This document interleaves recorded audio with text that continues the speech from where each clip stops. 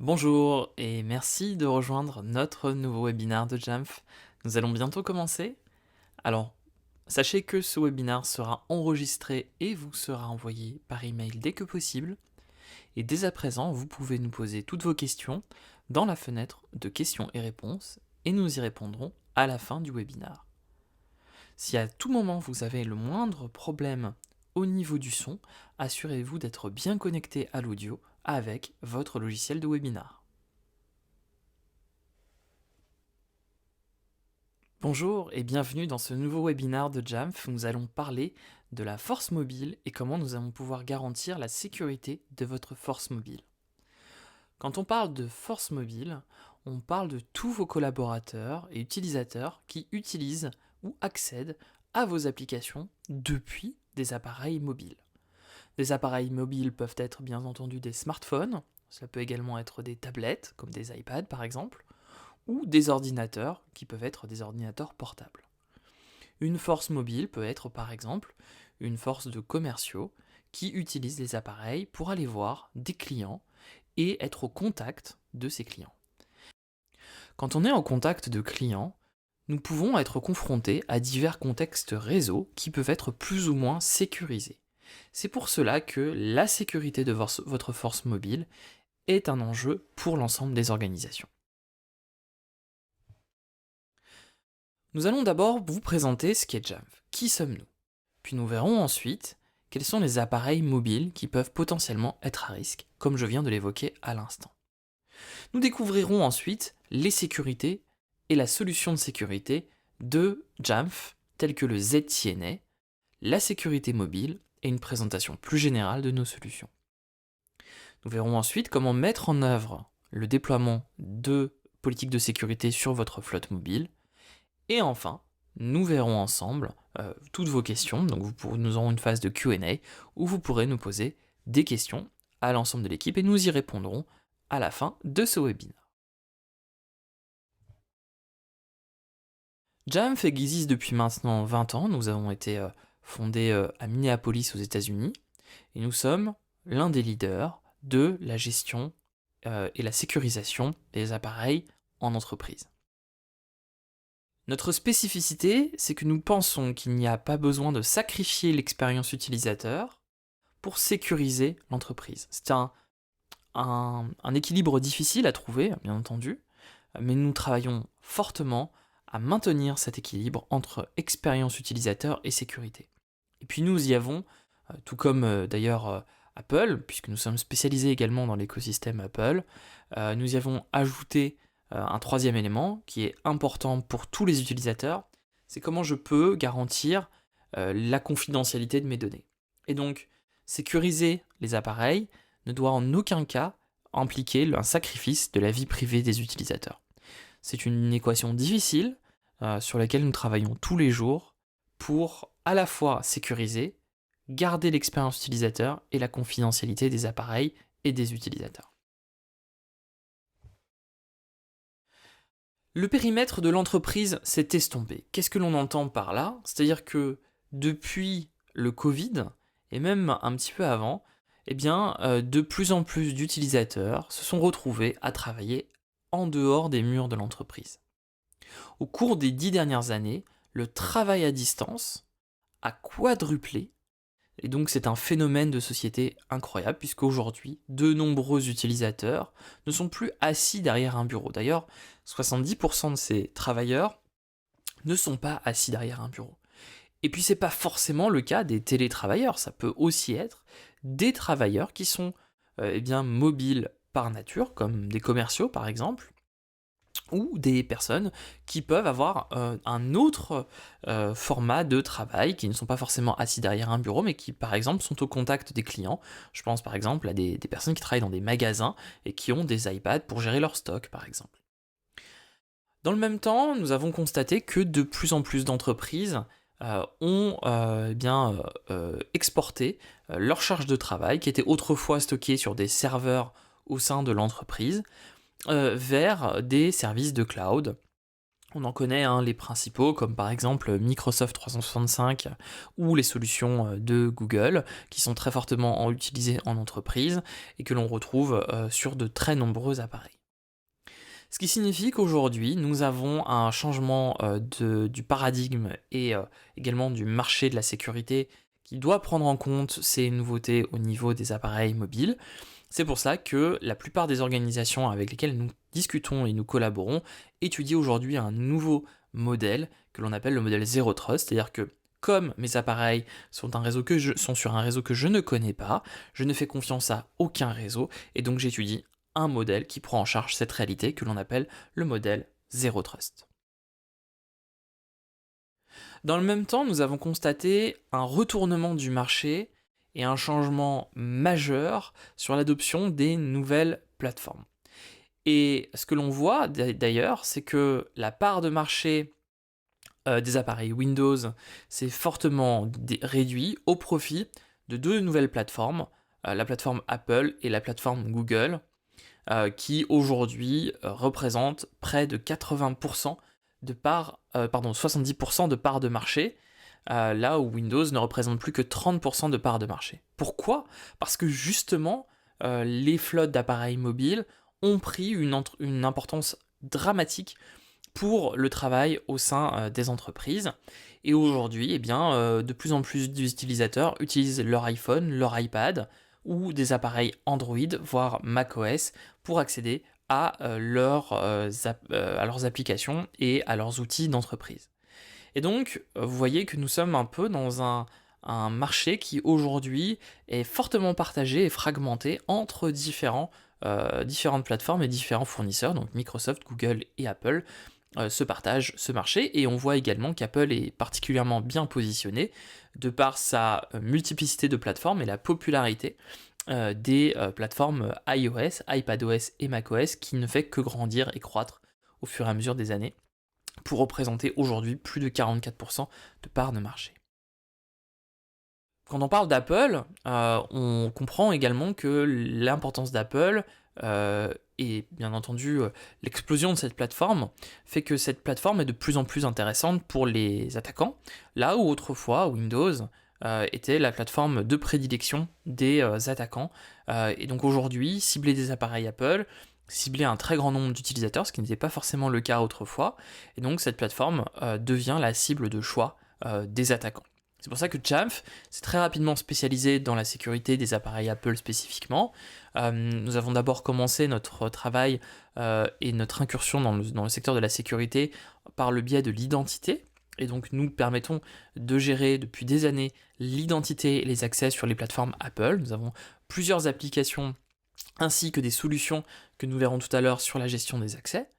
Nous avons également une partie sur la protection des terminaux que nous allons également voir. Et donc nous avons pour cela des solutions, notamment Jamf Protect qui permet de protéger les terminaux et les flottes mobiles en entreprise. Bien entendu, nous pouvons utiliser nos solutions pour prévenir et corriger toute menace qui se présenterait sur les appareils, grâce notamment à l'intégration avec nos solutions de gestion qui ont la main sur vos flottes d'appareils mobiles et peuvent très rapidement effectuer des mesures de correction, ce qu'on appelle également la remédiation, si jamais une menace se présente sur vos appareils mobiles. À cela, nous avons rajouté la capacité de sécuriser Internet, et on sait que l'application la plus populaire sur les appareils mobiles, c'est souvent le navigateur Internet, et nous passons l'essentiel de notre temps sur Internet à surfer, à aller chercher du contenu, et pour autant, de nombreuses pages web peuvent représenter un risque pour la sécurité de l'entreprise, et puis peuvent également proposer des contenus qui seraient inappropriés dans l'entreprise. C'est pour ça que ces contenus-là, nous vous offrons la possibilité de les filtrer et de sécuriser toute menace qui proviendrait d'Internet. Je pense principalement à la menace qui est le phishing, que nous verrons un petit peu plus tard. Accéder au réseau de l'entreprise, ça ne signifie pas, comme je disais tout à l'heure, sacrifier l'expérience utilisateur, et donc cette protection des appareils doit s'associer à un accès réseau Zero Trust, c'est-à-dire que nous ne faisons confiance à aucun réseau. On peut être connecté sur le réseau d'un aéroport ou d'un café ou d'un restaurant, même à la maison. Nous ne faisons pas confiance en tant qu'entreprise à ces réseaux que nous ne maîtrisons pas. Et pour autant, nos utilisateurs ont besoin d'accéder aux applications de l'entreprise. C'est pour cela que l'approche Zero Trust est particulièrement innovante, mais également adaptée à ce... C'est pour ça que l'approche Zero Trust est particulièrement innovante, mais également adaptée à ce nouveau paradigme en entreprise. Et enfin, et le point le plus important, c'est que déployer des appareils dans l'entreprise, c'est bien, mais qu'ils soient déjà et d'ores et déjà sécurisés et conformes par rapport, par exemple, à des politiques de mots de passe, avoir un minimum un code secret, faire en sorte que l'appareil soit bien chiffré, ait suffisamment de restrictions, c'est un point important sur lequel nous donnons aux responsables d'IT et de sécurité de la visibilité et des outils pour mettre vos appareils en conformité. Alors pourquoi spécifiquement les appareils mobiles sont-ils à risque et pourquoi ces appareils peuvent-ils être pris pour cible et finalement qui les prend pour cible? Nous avons parlé tout à l'heure de l'approche Zero Trust, mais dans le même temps, il y a une autre réalité, c'est que aujourd'hui, de nombreux utilisateurs sont victimes d'attaques sur leur appareil personnel ou leur appareil mobile. L'année dernière, et rien que l'année dernière, nous avons eu plus de 2,5 millions d'utilisateurs de smartphones qui ont téléchargé des applications malveillantes. Ces applications malveillantes peuvent potentiellement dérober des informations sur le terminal de l'utilisateur, comme par exemple des informations liées à leurs coordonnées bancaires, leurs photos, leurs emails ou leurs échanges personnels. Et donc c'est bien entendu une violation complète de la vie privée des utilisateurs. Tout cela rentre également dans un cadre réglementaire, on pense par exemple au RGPD, qui force les entreprises à sécuriser leur flotte mobile pour éviter justement ces fameuses pertes de données qui peuvent avoir un coût pour l'entreprise, qui peut dépasser l'attaque en tant que telle, mais également qui peut engendrer un coût financier en cas d'amende. Nous avons également constaté, et Jam fait particulièrement bien placé pour le savoir, qu'aujourd'hui, des appareils mobiles utilisent un système d'exploitation qui peut être particulièrement obsolète, voire vulnérable. Apple est plutôt un bon élève dans ce cadre-là, puisque Apple incite fortement les utilisateurs à mettre à jour leurs appareils, mais d'autres plateformes, je pense par exemple à Android, qui est connu pour avoir une fragmentation du système d'exploitation, peut représenter une menace dès lors que Android peut être vulnérable en cas de mise à jour non effectuée par l'utilisateur. On a également constaté, et ça c'est peut-être un petit peu moins connu, qu'une application mobile, c'est parfois aussi une source un vecteur d'attaque. Et puis on a des applications mobiles extrêmement populaires.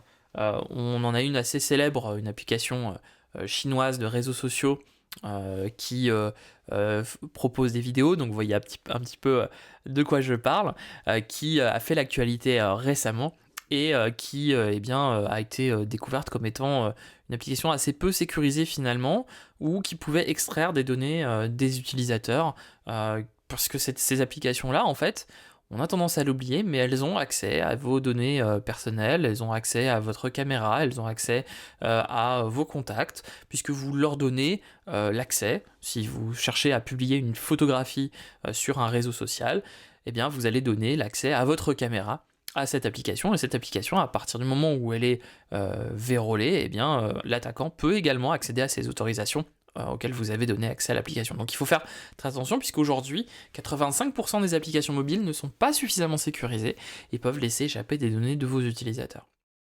Et puis, nous avons également eu 25% de toutes ces failles de sécurité qui sont liées au phishing. Alors il y a différentes méthodes d'attaque de phishing, que ce soit par du SMS, que ce soit par de l'email ou que ce soit même par de l'ingénierie sociale. Le phishing est aujourd'hui une plaie pour les utilisateurs, et donc c'est une menace contre laquelle nous cherchons à prémunir les entreprises. Et puis, dans le même temps, c'est sûr que les utilisateurs sont également la porte ouverte à des risques. On a parlé à l'instant de l'ingénierie sociale, mais à partir du moment où un utilisateur ne se rend pas compte qu'il est victime d'un attaquant, parce que c'est extrêmement bien fait, les utilisateurs peuvent ouvrir la porte aux attaquants, grande ouverte, à votre entreprise.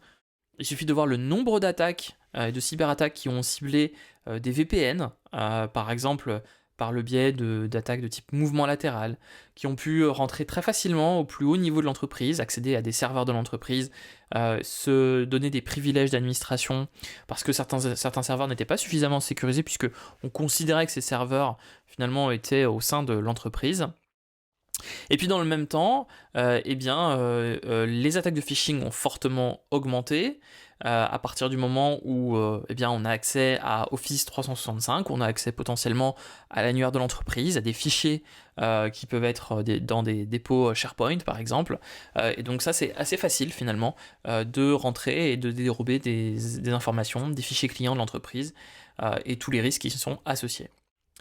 Le phishing peut être également une association avec des contenus qui peuvent être inappropriés et qui sont parfois connus comme étant des sources de malware. Nous savons que certains sites, comme par exemple des sites pour adultes, sont consultés sur les appareils des entreprises, d'autant plus que la frontière entre l'usage professionnel et l'usage personnel s'est brouillée.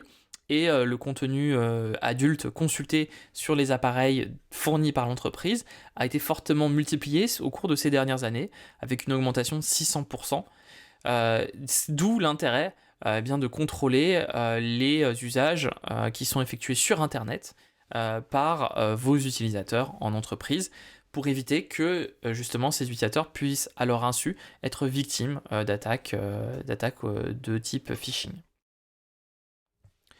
Bon, tout cela, c'est pas une invention de Jamf, puisqu'on le voit simplement en lisant les journaux. Tous les jours, nous avons des nouvelles attaques. On ne compte plus les attaques qui ont ciblé des hôpitaux français ou des villes. Je pense à la ville de Lille, par exemple, il y a quelques semaines, qui a été la cible d'une cyberattaque et qui a mis complètement à terre l'ensemble des systèmes d'information de cette ville. On pense également à des attaques fortes comme Pegasus. Pegasus a été à la une de l'actualité puisqu'il a ciblé des hommes politiques, des journalistes, des organisations non gouvernementales. Et la France n'est pas épargnée par toutes ces attaques. D'ailleurs, nous sommes l'une des nations les plus ciblées au monde par les attaquants. On est au 5e rang mondial des attaques par ransomware. Donc c'est un phénomène de fond qui touche fortement la France. Et puis certains opérateurs sont également la cible, bien entendu, à leur insu, d'attaques. Donc les grands opérateurs sont la cible de choix privilégiée par les cyberattaquants et malheureusement les utilisateurs ne peuvent pas non plus faire confiance à la sécurité qui est abordée quand nous avons simplement le petit logo 4G qui est présent sur le terminal. Les réseaux cellulaires peuvent aussi être pris pour cible. Dans le même temps, regardons plus en détail quels sont les types de menaces qui visent les appareils mobiles. Alors, tout d'abord, nous avons ce qui paraît un petit peu logique, ce sont ce qu'on appelle les problèmes de configuration. Donc nous avons des informations sur l'OS. L'OS est-il à jour? Le mot de passe est-il appliqué sur l'appareil? Est-ce qu'il y a un code à 4 chiffres minimum ou 6 chiffres, voire alphanumérique? Est-ce que ce code est présent ou absent? Ce qui pourrait potentiellement être un risque pour le chiffrement des données et l'accès à ces données si l'appareil se retrouvait perdu dans la nature.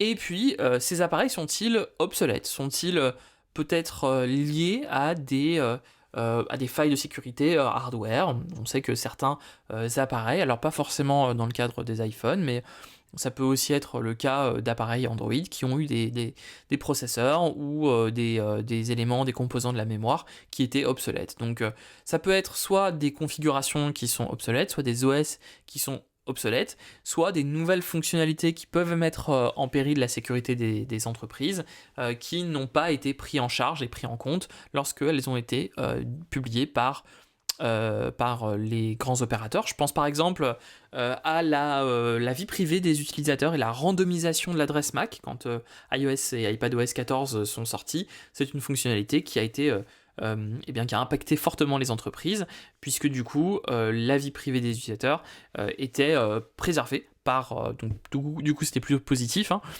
par Apple.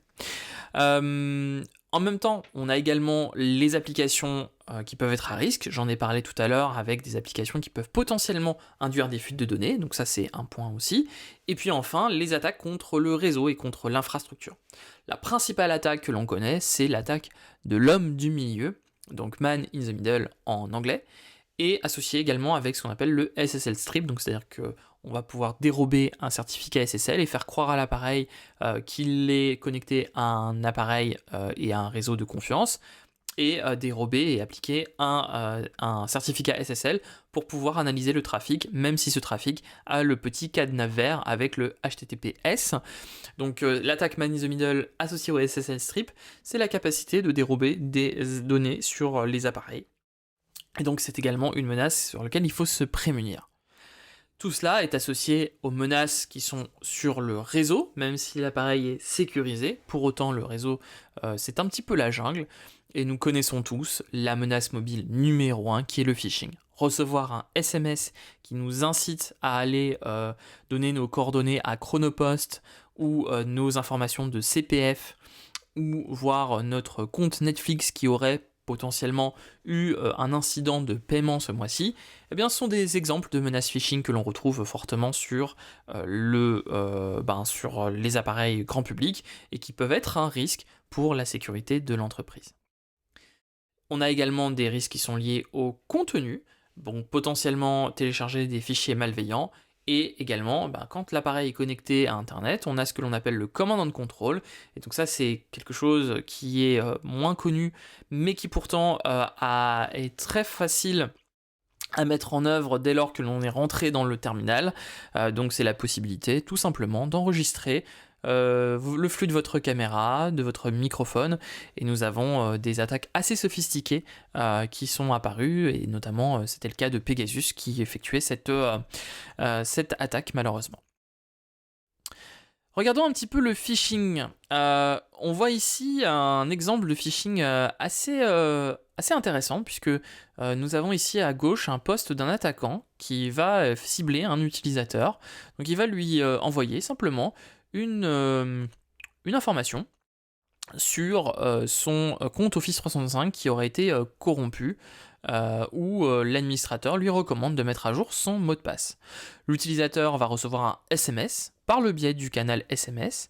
Il va donc être invité à cliquer sur son lien pour réinitialiser son mot de passe, et s'il ne prête pas garde, ah oui, office365account.com me semble être potentiellement une information intéressante. Je peux regarder éventuellement qui m'a envoyé cette information. Ça vient de chez Microsoft. Bon, visiblement, Microsoft est un fournisseur de confiance. Et puis, j'ai également reçu un code d'authentification de Microsoft.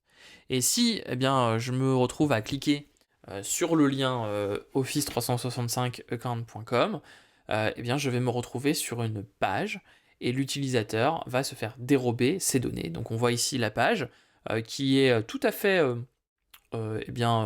classique. On peut avoir l'email et le mot de passe. Elle ressemble fortement à la marque de Microsoft. On est même invité à créer son compte, voir si on a oublié ou pas son mot de passe. Et si jamais l'utilisateur se met à taper ces informations, vous voyez à gauche que les crédentiels ont été volés il y a 2 minutes, et donc l'utilisateur peut se faire voler l'accès à sa session Office 365 et l'attaquant peut rentrer dans l'entreprise. Regardons un petit peu maintenant, on va jouer un petit jeu. Est-ce que vous sauriez reconnaître le vrai site de cette fameuse banque américaine, Wells Fargo? Quel est selon vous, le véritable site? Alors on voit que les deux sites se ressemblent fortement, mais à votre avis, vous pouvez jouer ici en regardant le webinar. Bon, vous avez deviné, c'est celui de droite qui est le vrai site. Et ce que l'on voit assez facilement, c'est que on a un cadenas vert qui indique si la connexion est chiffrée ou non. Alors ça peut paraître anodin comme ça, mais il y a beaucoup d'utilisateurs qui ne savent pas la différence entre Not Secure et le cadenas. C'est pour ça que eh bien, les utilisateurs ne regardent pas forcément la barre d'adresse. Et donc de plus en plus, nous avons des codes couleur rouge pour indiquer les informations liées à la sécurité d'un site internet. Alors, celui-ci est un petit peu plus compliqué, puisque ici, on voudrait savoir quelle est la véritable page de connexion. D'après vous, est-ce que c'est la page de connexion de gauche ou la page de connexion de droite? Alors, visiblement, les deux se ressemblent fortement. Je vais vous laisser quelques secondes pour savoir si vous allez trouver. Eh bien, en fait, la véritable page de connexion, c'est celle de gauche. Pourtant, microsoftonline.com, bizarre. Est-ce que c'est vraiment un nom de domaine Microsoft? On pourrait être tenté de dire non. Microsoft Online, Microsoft je connais, mais Microsoft Online, non, je ne connais pas. Par contre, Live, oui, je connais. Live, c'est le site de Microsoft pour accéder à ses emails. Eh bien oui, en fait, login.microsoftonline.com est le véritable site internet. Pourtant, les deux ont des cadenas, ils ont des URL différentes, mais regardez plus en détail les URL. En réalité, nous avons ce qu'on appelle des caractères cyrilliques, du Punicode, qui ressemblent comme deux gouttes d'eau. En fait, c'est le L ici de live qui est un caractère Punicode et qui est un caractère cyrillique. Et donc, si on ne fait pas gaffe, eh bien, on peut se faire berner assez facilement. D'ailleurs, le texte est différent et l'URL est le même. Et donc, on a à gauche Can't access your account, qui est la véritable terminologie de Microsoft, et Forgot username, qui est une fausse terminologie, puisque Microsoft ne donne pas forcément un accès comme cela à votre nom d'utilisateur. Il vous propose potentiellement d'utiliser des méthodes pour recouvrer l'accès à votre compte. Et le design, on voit bien sûr le design et la mise en page sont quasi identiques. Alors ces applications telles que WhatsApp ou Facebook ou TikTok, ou WeChat ou même Instagram peuvent également être un risque pour vos utilisateurs. Et aujourd'hui, les applications mobiles sont parmi les premières failles de sécurité installées sur l'ensemble de nos terminaux. Donc on a vu effectivement qu'une application comme WhatsApp a été récemment la cible de vulnérabilités, associée même avec des CVE bien officiels. Et donc potentiellement certains de vos utilisateurs en entreprise qui ont des iPhones entre leurs mains peuvent avoir ces applications et dans le même temps accéder aux emails ou à des données de l'entreprise sur leur terminal, potentiellement échanger des SMS avec leurs collègues et échanger des informations sensibles sur des messageries. D'ailleurs, nous avons beaucoup de clients qui nous ont dit oui, déployer des informations de la messagerie instantanée ou des emails sur mes terminaux mobiles, c'est pas très important pour moi parce que en fait mes utilisateurs ils parlent du travail sur WhatsApp et donc ils ont un groupe WhatsApp où ils vont échanger des informations. On a même vu des comités exécutifs de grandes entreprises qui avaient un groupe WhatsApp et qui échangeaient entre eux des informations confidentielles pouvant impacter des actionnaires. Et donc là, on est vraiment dans les limites de la sécurité sur les terminaux mobiles. Ces applications souvent ne sont pas chiffrées, elles ont des failles de sécurité parfois haut risque. Ces applications peuvent être téléchargées des millions de fois, voire des centaines de millions de fois quand on parle de ces grandes applications populaires de messagerie.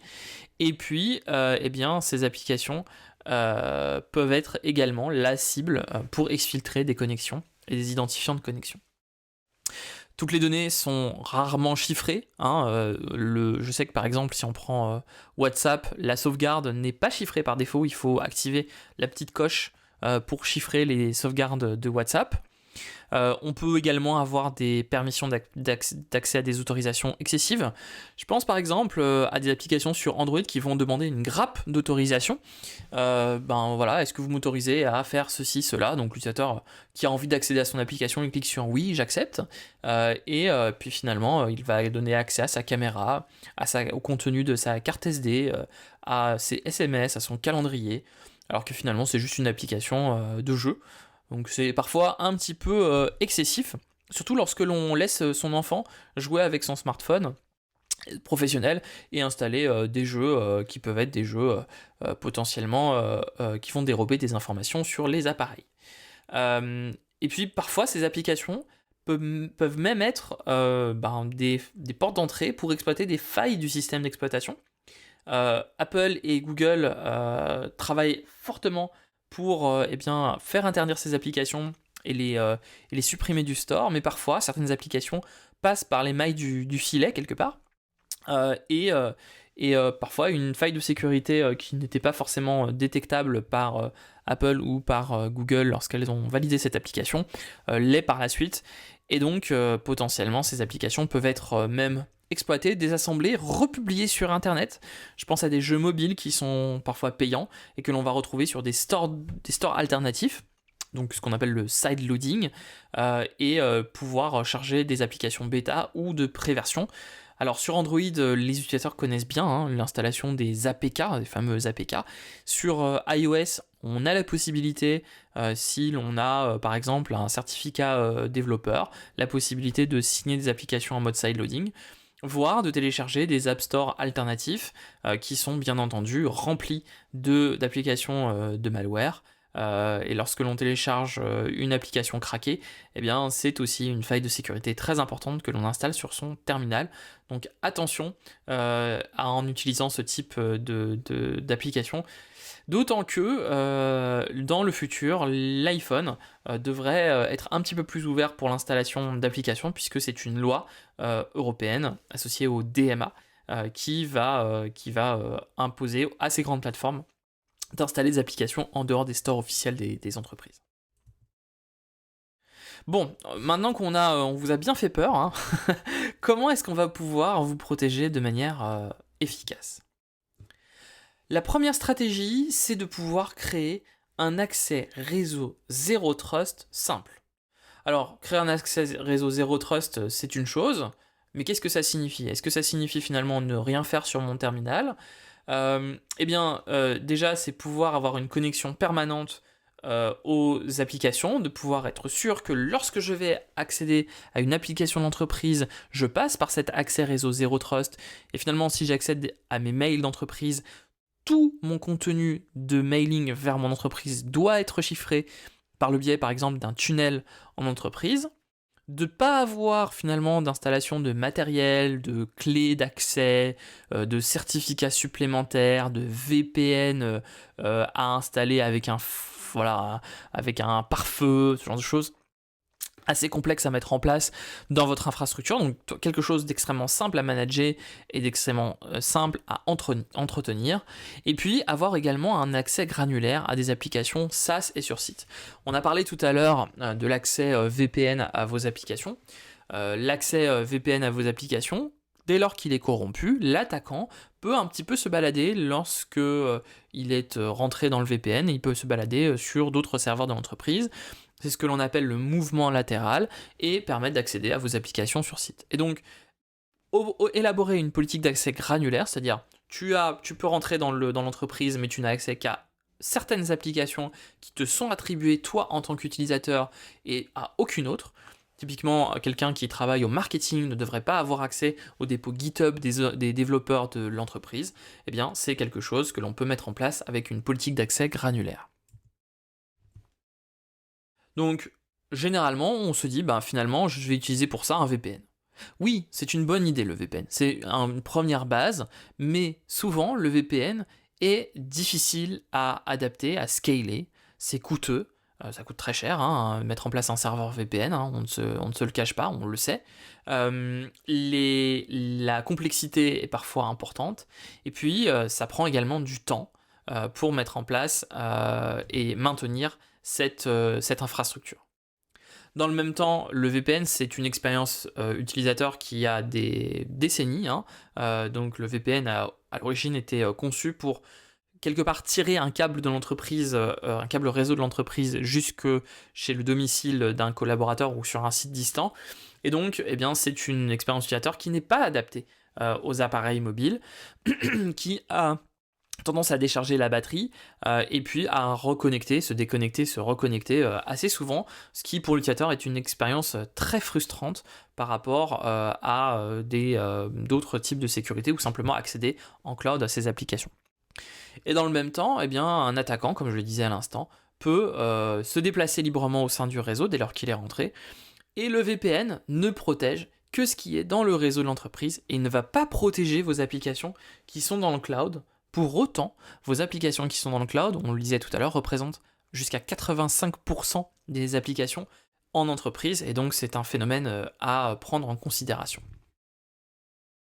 C'est pour ça que Jamf vous offre la capacité de surmonter ces fameux défis au niveau du VPN, d'être prêt quand vous êtes prêt, ne pas être victime de déconnexions typiques que l'on pourrait retrouver avec les VPN traditionnels, d'accéder de manière ultra rapide à vos ressources en VPN.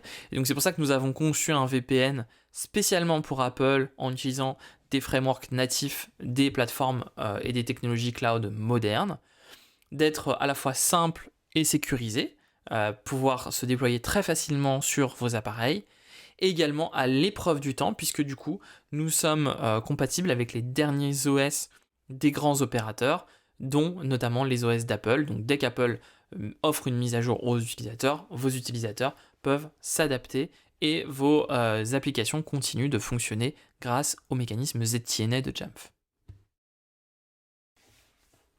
Maintenant qu'on a parlé de réseau, on va parler maintenant de stratégie de défense contre les menaces sur les terminaux mobiles. On a parlé notamment du phishing, on a parlé de malware qui pourrait également être installé sur les appareils. Donc on a 3 grands défis à prendre en charge. Le premier, c'est se défendre contre les attaques qui proviendraient du réseau. Donc ça, c'est en dehors du réseau de l'entreprise, hein. Typiquement des menaces qui seraient présentes dans des pages web ou qui seraient à l'initiative de téléchargement de malware, de payload malveillants. Donc ça, c'est typiquement des typologies d'attaques qu'on avait avec des malwares tels que Pegasus. On a également la possibilité de faire en sorte que les appareils, dès qu'ils sont sécurisés et de confiance, puissent accéder finalement aux données de l'entreprise.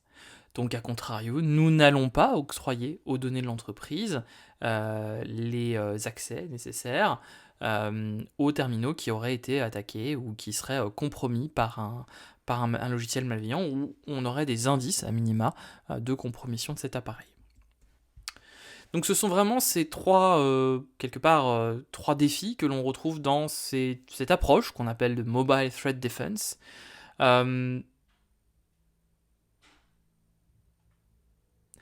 Donc ce sont ces 3 principaux défis que l'on retrouve finalement dans les programmes qu'on appelle de MTD, Mobile Threat Defense.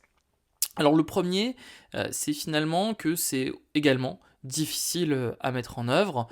Souvent, mettre en œuvre une protection sur les appareils signifie un scan permanent de ces appareils, ce qui peut être coûteux même en ressources humaines, potentiellement avec des consultants en cybersécurité qui sont spécialistes dans le MTD. Ensuite, souvent, ce que l'on retrouve également, comme pour le VPN, une expérience utilisateur qui est médiocre, avec généralement, on va demander à l'utilisateur de lancer une application, de faire un scan, une application qu'on peut retrouver également sur un ordinateur, donc c'est pas forcément adapté également au mobile, et comme pour le VPN, avec une consommation de la batterie et du processeur qui serait important. Et puis la sécurité qui est également complexe, puisque du coup ces applications elles vont répondre à un besoin à un instant T, mais elles ne vont pas forcément vous prémunir contre des attaques de type zero day. Elles vont avoir des informations limitées sur l'appareil et sur les applications, et donc finalement elles vont avoir des angles morts en termes de sécurité. Donc ces principaux défis, nous Jamf, on cherche à y répondre, et donc en l'occurrence On y répond de 4 manières. Donc c'est pouvoir contrôler en permanence ce qui se passe au niveau du réseau. Donc typiquement, on va être capable de regarder des tentatives de phishing, ce qu'on appelle zero day, de vérifier s'il y a des communications command and control qui sont faites par un attaquant à distance, voire même du cryptojacking, donc la capacité d'utiliser le terminal pour générer par exemple des crypto-monnaies. Donc là, en l'occurrence, ça nécessite également que l'appareil soit en tout temps et tout lieu protégé, à quel que soit le réseau à laquelle il fait confiance. Donc on vient compléter l'offre de Zero Trust Network Access avec eh bien, une protection permanente de ce réseau. Tout ça doit bien sûr être fait en temps réel, doit bien sûr pouvoir vérifier la vulnérabilité du système, potentiellement des risques, des profils malveillants, et puis appliquer des politiques d'accès qui vont s'appuyer sur des politiques de sécurité du terminal pour ou non octroyer l'accès aux applications. Tout ça doit se faire bien entendu en offrant à vos utilisateurs suffisamment de transparence et de pouvoir vérifier en temps réel par vos équipes de sécurité ce qui se passe sur le terminal, et également pour chacune des applications installées sur le terminal, appliquer ce qu'on appelle un score de risque pour vérifier que le terminal est bien sécurisé et qu'il ne contient pas d'applications potentiellement malveillantes. Et ce, en étant également associé avec les outils que vous utilisez au quotidien, faire éventuellement ce qu'on appelle les threat ops, en ajoutant des noms lisibles par un individu dans les rapports. Le dernier point, parce que bien entendu on a la partie Threat Defense, on a la partie ZTNA, mais on a également la capacité de gérer des politiques en matière de données cellulaires et mobiles. Et ça, on a généralement tendance à le sous-estimer, voire à ne pas le faire, mais faire respecter une utilisation acceptable, être finalement offrir une bonne hygiène d'usage du numérique sur vos terminaux, éliminer des pratiques de shadow IT. Donc par exemple, tout à l'heure, on citait l'usage de certaines messageries instantanées dans des comités exécutifs d'entreprise. Donc ça peut être potentiellement un usage à bannir, voire potentiellement également des applications de réseaux sociaux ou des jeux que l'on pourrait bannir des terminaux de l'entreprise pour éviter justement d'offrir des potentielles failles de sécurité sur les terminaux mobiles. Et puis, associé à ça, on a quand même un risque de sécurité majeur dès lors qu'une application est compromise et qu'elle va régulièrement aller crawler ce qui se passe sur le terminal, récupérer de nombreuses données. Potentiellement, on va pouvoir on va devoir payer des forfaits, on va devoir payer potentiellement des forfaits qui peuvent être parfois chers, avec des données mobiles au mégaoctet, et surtout quand on est en mode itinérance ou en mode mobile, voire qu'on est frontalier ou qu'on se déplace à l'étranger. Eh bien, les coûts de roaming sont parfois extrêmement importants, sans oublier l'impact sur le Wi-Fi de l'entreprise, avec des surconsommations de la bande passante qui peuvent ralentir l'ensemble du Wi-Fi de l'entreprise. C'est pour ça que tout cela, à nouveau, est difficile à gérer, puisque souvent ça se fait par la maille de l'opérateur, que l'utilisateur n'est pas notifié sur son usage des performances utilisateurs, qu'il y a également un manque d'expérience et d'application, des résultats incohérents avec différents réseaux, et également des rapports qui sont souvent considérés comme étant insuffisants dans l'utilisation des données. À nouveau, surmonter les problèmes d'utilisation acceptables avec Jamf, c'est permettre un contrôle des politiques en temps réel, de connaître votre réseau et de savoir finalement si en fonction de l'usage en roaming, de l'usage en Wi-Fi au sein de votre entreprise ou de l'usage à la maison, on puisse avoir finalement un usage qui soit responsable et séparé. Typiquement, vous pouvez très bien dire, ok, tu as le droit d'utiliser Netflix, par contre, sur le réseau de l'entreprise, tu n'as pas le droit d'utiliser Netflix. Donc c'est cela qu'on catégorise dans la connaissance du réseau. Le filtrage du contenu, c'est également une clé pour faire en sorte que vos utilisateurs n'aillent pas consulter des sites web ou des applications qui seraient inappropriées. Tout simplement que votre utilisateur n'aille pas sur des sites illégaux, des sites de paris en ligne ou de jeux vidéo ou des sites pour adultes, par exemple, sur les terminaux de votre entreprise. Le tout, bien sûr, à ce que ce soit conforme aux politiques de l'entreprise, que ce soit des politiques RH, informatiques, et sans oublier les politiques réglementaires, les contraintes réglementaires associées à l'entreprise. Et le dernier point, c'est que tous les assets de l'entreprise doivent être protégés, quelle que soit leur plateforme, que ce soit du Apple, du Microsoft ou du Google. Voilà, on a un peu parlé des premières approches théoriques sur ces solutions. Et donc on va voir maintenant un petit peu en détail comment nous, techniquement, on y répond, avec quelle gamme de produits et de solutions, et qu'est-ce que vous pouvez mettre en œuvre rapidement dans votre entreprise pour vous prémunir contre tous ces risques. Jamf offre une plateforme cohérente qui s'appuie sur 3 grandes briques: protéger vos appareils, les gérer et les connecter aux ressources de l'entreprise. C'est un tout qui s'appuie sur notre plateforme de cloud sécurisé, le Jamf Security Cloud. Et ce tout va vous offrir un ensemble d'outils qui sont associés à cette fameuse plateforme de Security Cloud. Les premiers outils sont liés à la protection, donc on va devoir renforcer le niveau de conformité de vos appareils. Donc cet outil s'appelle Jamf Pro, c'est notre solution, ce qu'on appelle MDM pour Apple, qui va typiquement offrir la capacité d'imposer un code secret à l'utilisateur, un certain nombre de restrictions, l'empêcher d'utiliser par exemple des applications qui seraient bannies ou à proscrire, telles que les applications de réseaux sociaux ou de jeux.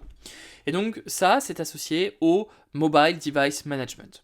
Associé à cela, nous avons Jamf Protect et Jamf Threat Defense, qui est un module de protection mobile qui fonctionne sur iOS, iPadOS et Android. Tout cela associé à des services d'API qui permettent d'appliquer un score de risque, ce qui permet d'avoir une gestion de vos politiques centralisée au niveau de l'EDR et au niveau de votre MDM. C'est-à-dire que nous allons être capables de faire remonter un score de risque de vos appareils vers votre solution MDM, voire même votre solution IAM que l'on verra dans un instant. Le cœur du sujet, c'est la sécurité du réseau, de pouvoir prévenir les cyberattaques et filtrer contre du contenu indésirable sur Mac, iOS, Android et Windows. Et l'autre partie, c'est ce que l'on appelle le data policy, donc pouvoir filtrer du contenu à travers le cloud de Jamf. Nous avons d'ailleurs le pendant de ce type de filtrage qui est spécialisé pour l'éducation, pour éviter que des élèves dans des collèges, dans des lycées, puissent accéder à du contenu qui ne serait pas approprié sur des terminaux élèves. Le dernier pan, la dernière brique du Jamf Security Cloud, c'est la partie Connect, donc pouvoir connecter les utilisateurs avec leurs applications et leurs métiers, et leurs applications métiers, le tout en toute sécurité. Donc là, nous avons une solution qui s'appelle tout simplement Jamf Connect, qui permet de synchroniser et de provisionner l'identité sur Mac, tout en offrant, avec un module qu'on appelle Private Access, la capacité d'accéder sur tous les OS modernes à vos applications d'entreprise et vous assurer que les utilisateurs soient bien authentifiés pour accéder à leurs applications et qu'ils passent par des flux et des tunnels sécurisés par application et par utilisateur. Associé à cela, nous avons une application. Cette application est disponible sur iOS, iPadOS et Android. Cette application s'appelle Jamf Trust et elle est disponible comme application compagnon pour tous vos utilisateurs.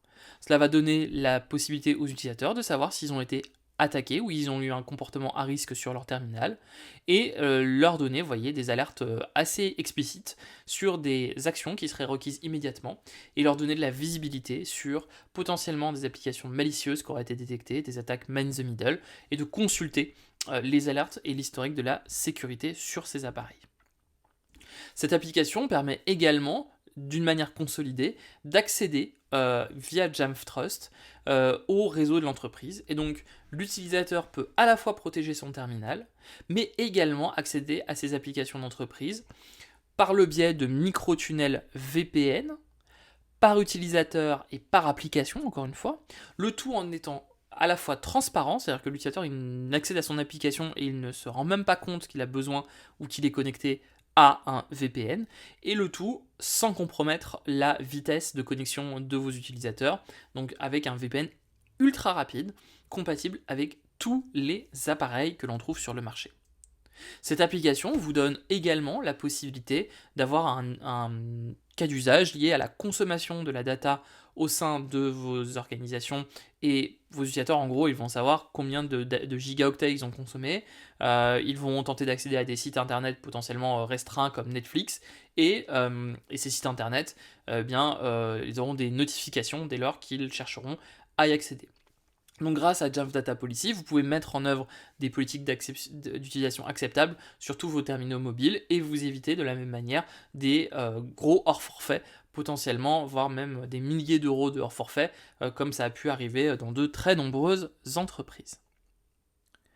Les OS supportés, vous commencez à le voir, mais en gros, nous permettons le ZTNA, le MTD et les politiques de données et de contenu sur iOS et sur iPadOS, mais également sur Android, et enfin sur Windows, puisque du coup nous sommes capables d'offrir toutes ces fonctionnalités sur les principales plateformes du marché.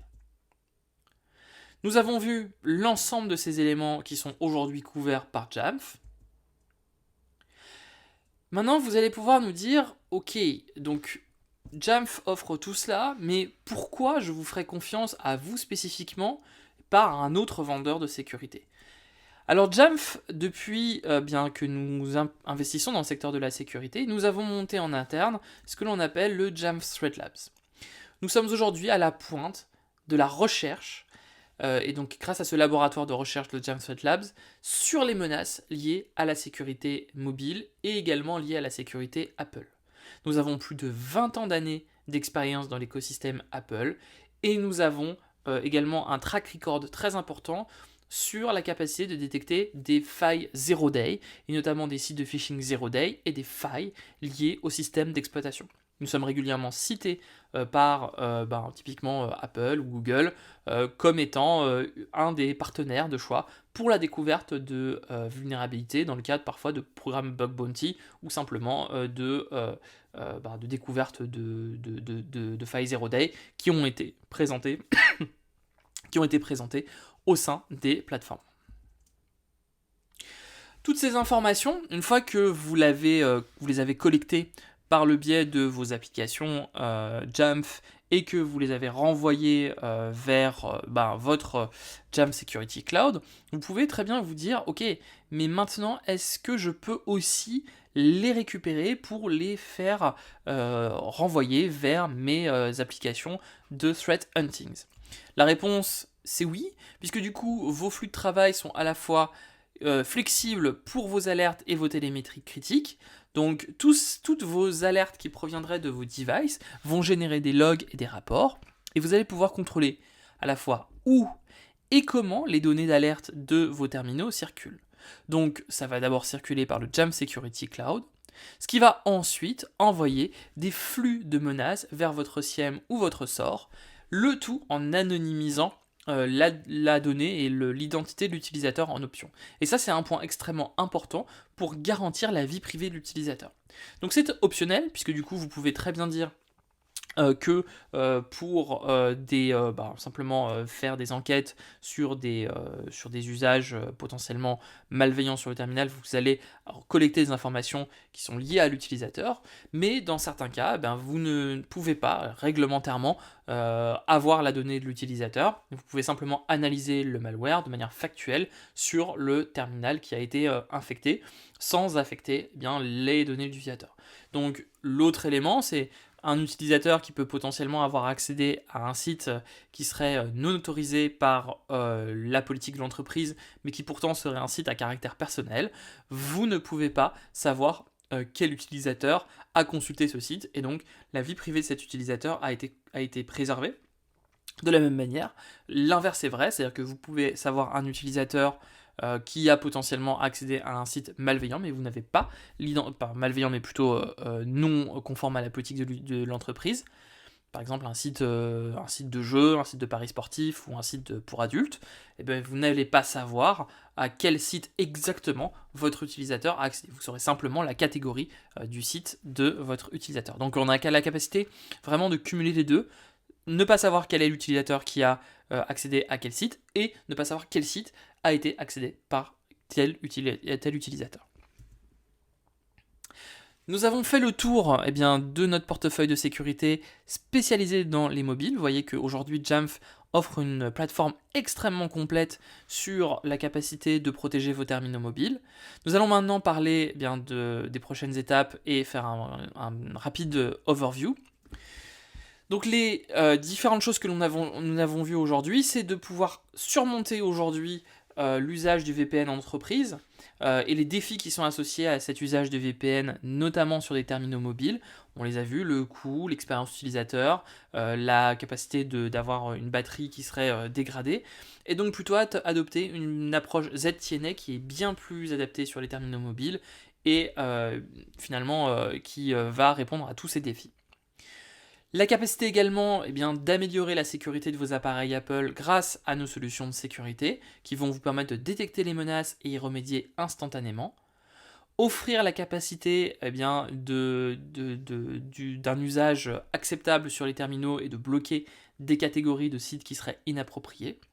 Et enfin, de renvoyer toutes vos données vers des solutions type SOAR ou type SIEM au sein de votre entreprise. Sachez enfin que si ces sujets vous intéressent et que vous souhaitez en savoir plus avec Jamf, Jamf offre beaucoup plus que simplement des solutions de sécurité, puisque nous avons la principale communauté d'administrateurs Apple au monde que l'on appelle la Jamf Nation. C'est gratuit, vous n'êtes même pas obligé d'être client de Jamf pour vous inscrire. Et nous avons également à Paris la Jamf Nation Live qui se tient au mois de juin 2023 et au mois de septembre, on va dire à la rentrée, nous avons notre Jamf Nation User Conference qui est notre plus grand événement pour ces fameux administrateurs informatiques d'Apple dont vous faites peut-être partie. Et également, nous avons une marketplace qui va permettre d'étendre les capacités de Jamf. Tout à l'heure, on a parlé par exemple d'intégration avec Splunk ou des systèmes de SOAR ou de SIEM. C'est un exemple d'intégration que l'on retrouve dans la marketplace de Jamf. Si tout cela vous a intéressé, vous pouvez dès à présent prendre contact avec nous pour en savoir plus, demander par exemple un essai gratuit, un POC, planifier une démo, voir si nous avons des partenaires, et puis nous en avons en France, qui peuvent vous aider à implémenter toutes ces solutions chez vous, et bien sûr de pouvoir demander un devis pour avoir la solution la plus adaptée au meilleur coût, au coût le plus juste au sein de votre organisation. Passons maintenant à la phase de questions et réponses. Vous pouvez dès à présent utiliser le chat de votre logiciel de webinar et nous poser dès à présent toutes vos questions et nous allons y répondre dans un instant. A tout de suite.